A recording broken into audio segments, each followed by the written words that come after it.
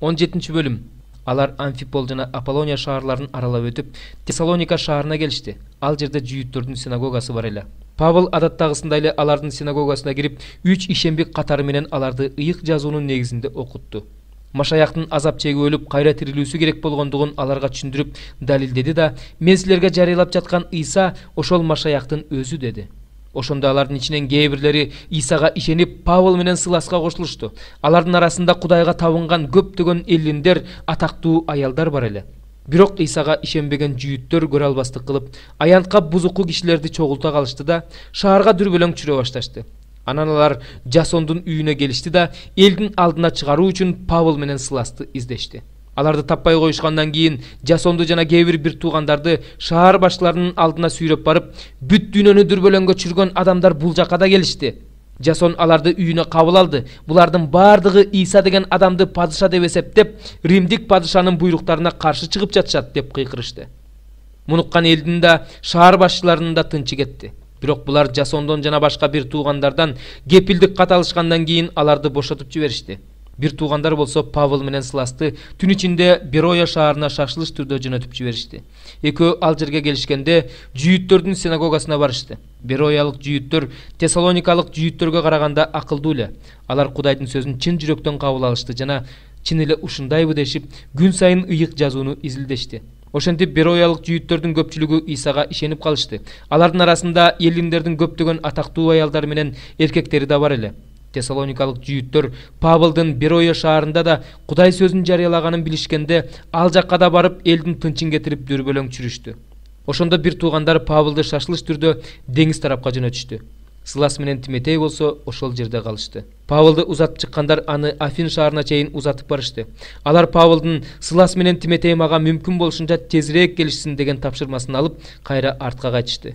Павыл Афинде Сылас менен Тиметейди күтүп жатканда, бул шаардын буркандарга толгондугун көрүп абдан кайгырды. Ошондуктан ал синагогада жүйүттөр менен Кудайга табынган гректер менен ар күнү базар аянтында кимге жолукса ошолор менен сүйлөшүп жүрдү.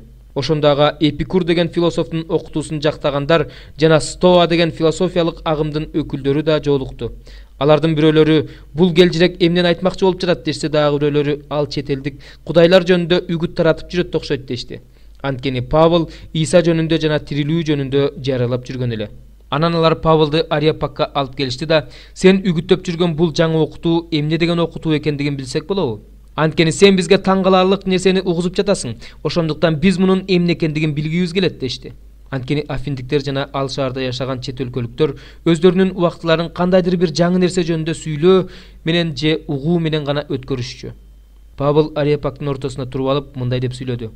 Афиндиктер, бардык нерседен мен силердин өзгөчө динчил экениңерди көрүп жатам.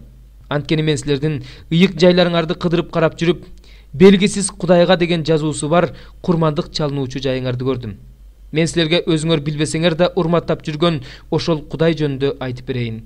Ал дүйнөнү жана анын ичинде эмне болсо, ошонун бардыгын жараткан Кудай. Асман менен жердин теңири, ошондуктан ал адамдын колу менен курулган ибадатканаларда жашабайт. Ал бир нерсеге муктаждыгы бардай болуп, адамдардын колунун кызматын талап кылбайт.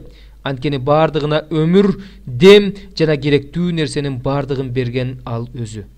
Бүт жер жүзүндө жашасын деп, ал бир адамдан бүткүл адамзатты жаратты. Адамдар үчүн мезгилдерди жана жашай турган жерлерди белгиледи. Адамдар Кудайды издешсин деп, анын сезишер бекен, табышар бекен деп, ал ушундай кылды. Бирок ал ар бирибизге жакын. Анткени биз ал аркылуу жашап жатабыз, ал аркылуу кыймылдап жүрөбүз, ал аркылуу бар болуп турабыз.